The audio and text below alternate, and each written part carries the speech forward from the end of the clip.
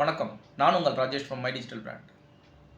நீங்கள் உங்களோட புது பிஸ்னஸை அடுத்த லெவலுக்கு எடுத்துகிட்டு போகணும்னு நினச்சாலோ, அல்லது உங்களோட எக்ஸிஸ்டிங் பிஸ்னஸை காம்படிட்டர்கிட்ட இருந்து டிஃப்ரென்ஷியேட் பண்ணி காட்டி உங்களோட கேட்டகரியில் நீங்கள் ஃபஸ்ட் வரணும்னு நினச்சாலோ, இல்லை டாப் ஆஃப் தி பிஸ்னஸ் வரணும்னு நினச்சாலோ, இந்த 6 ஸ்டெப் ஸ்ட்ராட்டஜி நீங்கள் கண்டிப்பாக ஃபாலோ பண்ணி ஆகணும். இந்த 6 ஸ்டெப் ஸ்ட்ராட்டஜியை பல பிஸ்னஸ் மேன், பல ஸ்டார்ட் அப்ஸ், பல என்டர்பிரனர்ஸ் வந்து ரியல் டைமில் இம்ப்ளிமெண்ட் பண்ணி பேஸ்ட் ஆன் அவுட்கம் தான் இதை சஜஸ்ட் பண்ணியிருக்காங்க. இன்றைக்கி ஃபீல்டில் இருக்க 90% ஆஃப் த என்டர்பிரனர்ஸ் இந்த ஸ்ட்ராட்டஜியை தான் ஃபாலோ பண்ணுறாங்க. வாங்க அந்த ஸ்ட்ராட்டஜி என்னென்னன்றதை ஸ்டெப் பை ஸ்டெப்பாக பார்த்துடலாம்.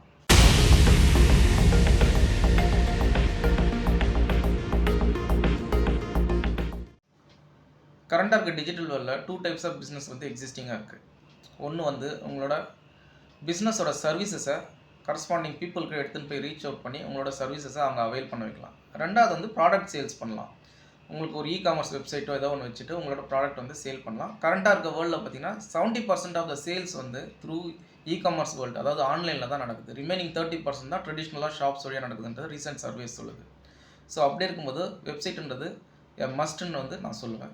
ஸோ இந்த வெப்சைட்டை க்ரியேட் பண்ணுறதுக்கு நம்ம அதிக செலவு பண்ணணுமான்னு பார்த்தா அதுவும் கிடையாது. இப்போ நிறைய வந்து ஷாப்பிஃபை, வேர்ட் ப்ரெஸ், அது மட்டும் இல்லாமல் மெஜெண்டோ மாதிரியான ஃப்ரீ ஓப்பன் சோர்ஸ் சாஃப்ட்வேர்ஸு நீங்களே வந்து வெப்சைட்டை க்ரியேட் பண்ணிக்கலாம். Just drag and drop options use பண்ணி ஒரு 5 to 10 மினிட்ஸில் வெப்சைட் க்ரியேட் பண்ணுற அளவுக்கு உங்களுக்கு டெக்னாலஜி சப்போர்ட் கிடைக்குது. So as a first step நீங்கள் என்ன பண்ணலான்னா, இருக்கிற ஓப்பன் சோர்ஸ் டூல்ஸை யூஸ் பண்ணி நீங்கள் உங்களோட வெப்சைட்டை க்ரியேட் பண்ணி வச்சுக்கலாம்.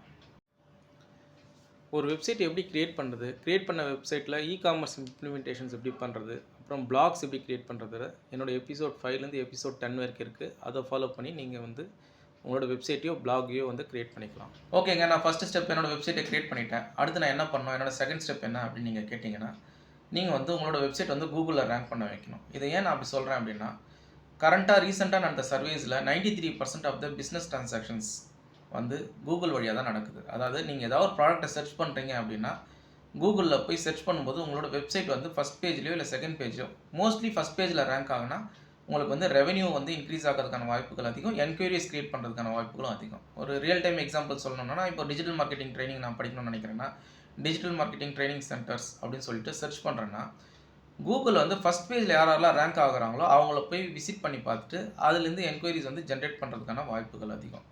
ஸோ இதுக்கு நீங்கள் என்னென்ன டூல்ஸ் யூஸ் பண்ணலான்னா, ரேங்க் மேத்ன்ற டூல் இருக்குது, யாஸ்ட் எஸ்இஓன்ற டூல் இருக்குது, அது மாதிரி நிறைய டூல்ஸ் இருக்குது, செம்ரஷ்ன்ற டூல்ஸ் இருக்குது. இதை யூஸ் பண்ணி நீங்கள் உங்களோட வெப்சைட்டை ரேங்க் பண்ண வைக்கலாம். ஒன்ஸ் உங்கள் வெப்சைட் வந்து கூகுளில் ரேங்க் ஆக ஆரம்பிச்சதும் ஆட்டோமேட்டிக்காக உங்கள் வெப்சைட்க்கு டிராஃபிக் இன்க்ரீஸ் ஆக ஆரம்பிச்சிடும்.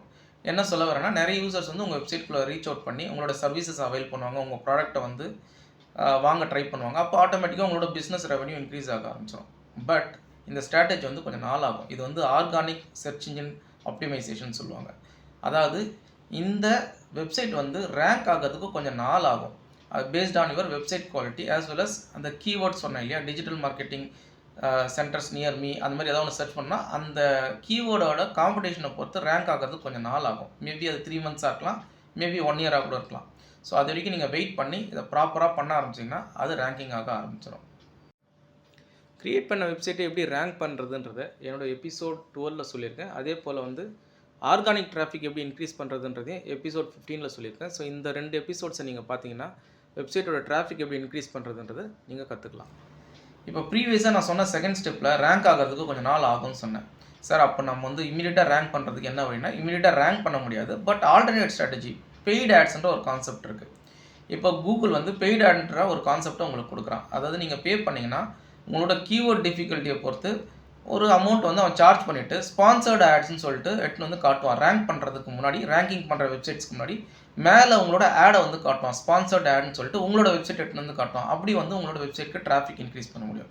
இது ஆனால் நீங்கள் பேப்பர் பேசிஸ் தான். அதாவது நீங்கள் பே பண்ண தான் உங்களோட ஆட் வந்து ஃபஸ்ட் பேஜில் இருந்துகிட்ருக்கோம். ஒன்ஸ் உங்களோட பேமெண்ட் கம்ப்ளீட் ஆகிடுச்சுன்னா ஆட்டோமேட்டிக்காக அவன் ஆட் காட்டுறதை நிற்பாட்டிடுவான். ஸோ என்ன ஆகும்னா, நீங்கள் அன்டில் நீங்கள் பே பண்ணுற வரைக்கும் உங்களோட வெப்சைட்க்கு டிராஃபிக் வந்துட்டுருக்கோம். ஸோ இதில் நிறைய ஸ்ட்ராட்டஜிஸ் இருக்குது. கூகுள் ஆட்ஸ்லேயே டிஃப்ரெண்ட் டைப்ஸ் ஆஃப் ஸ்ட்ராட்டஜிஸ் இருக்குது. லீட்ஸ் ஜென்ரேஷனுக்கு, உங்களோட யூடியூப் வீடியோ வந்து ரேங்க் பண்ண வைக்கிறதுக்குன்ட்டு நிறைய type of Google ad strategies இருக்குது. அதை நீங்கள் ஃபாலோ பண்ணி உங்கள் வெப்சைட்க்கு டிராஃபிக் இன்க்ரீஸ் பண்ணி நீங்கள் பிஸ்னஸ் ரெவன்யூ இன்க்ரீஸ் பண்ண முடியும். இந்த கூகுள் ஆட்ஸை எஃபெக்டிவாக யூஸ் பண்ணுறதுக்கு சில டூல்ஸ் இருக்குது. கூகுளில் வந்து கீவேர்ட் பிளானர்ன்ற ஒரு டூல் இருக்குது. அதை பேஸ் பண்ணி உங்களோட பிஸ்னஸ் ரிலேட்டடான கீவேர்ட்ஸ் எல்லாம் எப்படி ரேங்க் பண்ண வைக்க முடியும் அப்படின்றத பார்க்கலாம். அதே சமயத்தில் கூகுள் அனலிட்டிக்ஸ்ன்ற ஒரு டூல் இருக்குது. அதில் உங்களோட வெப்சைட்டை கனெக்ட் பண்ணி பார்த்துட்டு உங்கள் வெப்சைட்க்கு எவ்வளோ யூசர்ஸ் வராங்க, எந்தெந்த பேஜஸ் வந்து யூசர்ஸ் அக்சஸ் பண்ணுறாங்க, எங்கெங்கெல்லாம் உங்கள் வெப்சைட்டை டெவலப் பண்ண முடியுன்றத இந்த மாதிரி டூல்ஸ் யூஸ் பண்ணி நீங்கள் பண்ணிங்கன்னா இன்னும் எஃபெக்டிவாக வந்து நீங்கள் பண்ண முடியும். கூகுள் ஆட்ஸ் யூஸ் பண்ணி எப்படி டிஃப்ரெண்ட் டைப்ஸ் ஆஃப் ஆட்ஸ் வந்து ப்ரொமோட் பண்ணுறதுன்றதை நான் எபிசோட் 18லேருந்து எபிசோட் 25 வரைக்கும் கொடுத்துருக்கேன். அந்த எபிசோட்ஸை யூஸ் பண்ணிங்கன்னா நீங்கள் கூகுள் ஆட்ஸை ஃபுல்லாக வந்து லேர்ன் பண்ணி ஆட்ஸ் எப்படி ஜென்ரேட் பண்ணுறதுன்றதை கற்றுக்கலாம். அடுத்ததாக பார்த்தீங்கன்னா பெய்ட் ஆட்ஸில் ஃபேஸ்புக் ஆட்ஸ் நம்ம பற்றி பார்க்கலாம். இப்போது கூகுள் ஆட்ஸ் வந்து ஒரு டிஃப்ரெண்ட் மெத்தட் ஒர்க் ஆகுது, ஃபேஸ்புக் ஆட்ஸ் வந்து ஒரு டிஃப்ரெண்ட் மெத்தட் ஒர்க் ஆகுது. அதாவது வந்து கூகுள் ஆட்ஸ் பார்த்தீங்கன்னா இன்பவுண்டுன்னு சொல்லுவாங்க. ஆட்டோமேட்டிக்காக கஸ்டமர்ஸ் வந்து கீவேர்ட்ஸை பேஸ் பண்ணி சர்ச் பண்ணி உங்களுக்கு வந்து ஆட்டோமேட்டிக்காக இந்த பிஸ்னஸ் வேணுன்றதை சர்ச் பண்ணி அவங்க வந்து அந்தந்த கரஸ்பாண்டிங் வெப்சைட்டுக்கு போயிடுவாங்க. பட் ஃபேஸ்புக் ஆட்ஸ் வந்து அவுட்பவுண்ட் மெத்தடில் ஒர்க் ஆகுது. ஃபேஸ்புக்குன்னு ஒரு சர்ச் இன்ஜின் கிடையாது, யாரும் சர்ச் பண்ணவும் முடியாது. அப்போ ஃபேஸ்புக் என்ன பண்ணுவாங்கன்னா, ஃபேஸ்புக்கில் ரிஜிஸ்டர் பண்ணியிருக்கிற கஸ்டமர்ஸ், அதாவது ஆடியன்ஸோட இன்ட்ரெஸ்ட்டை பேஸ் பண்ணி அவங்களுக்கு நீங்கள் ஆட்ஸ் வந்து பப்ளிஷ் பண்ண முடியும். ஃபார் எக்ஸாம்பிள், ஒருத்தர் ஜிம்மை பற்றி, அதாவது ஹெல்த்து அண்ட் லைஃப் ஸ்டைலை பற்றி இன்ட்ரெஸ்டடாக இருக்காருன்னா அவரோட இன்ட்ரெஸ்ட்டை பேஸ் பண்ணி நீங்கள் ஜிம் ரிலேட்டடான ப்ராடக்ட்ஸை அவருக்கு ஆட்ஸாக காட்ட முடியும்.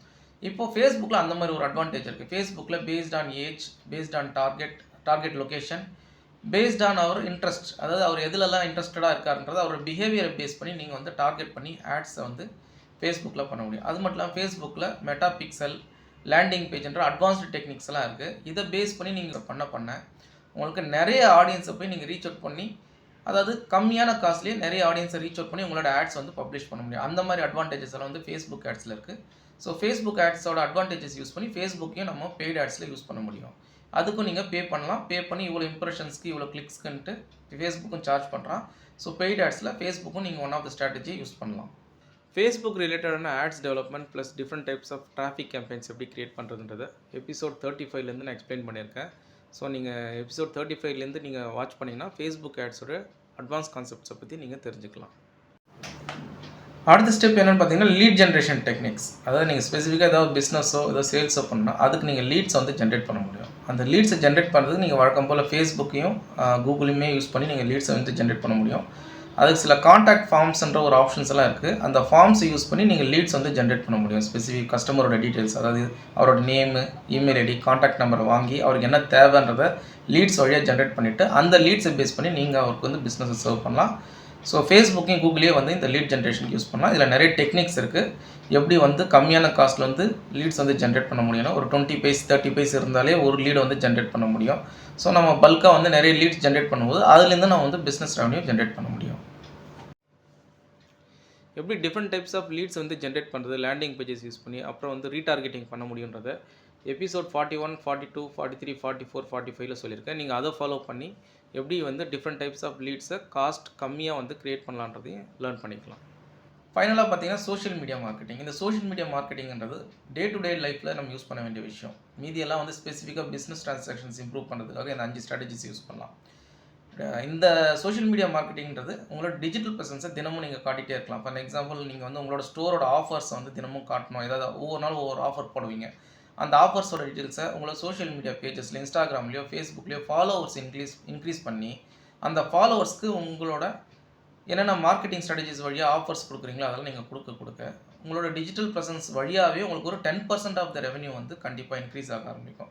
ரீசன்ட் சர்வேஸ் என்ன சொல்லுதுன்னா 10% ஆஃப் த பிஸ்னஸ் ரெவன்யூ வந்து பேஸ்ட் ஆன் ஃபாலோவர்ஸோட இன்ட்ராக்ட் பண்ணுறதுனாலையும் உங்களோட டிஜிட்டல் ப்ரெசன்ஸை காட்டுறதுனாலையும் சோஷியல் மீடியாவில் உங்களோட 10% ஆஃப் த ரெவன்யூ இன்க்ரீஸ் பண்ண முடியும்னு காட்டுறாங்க.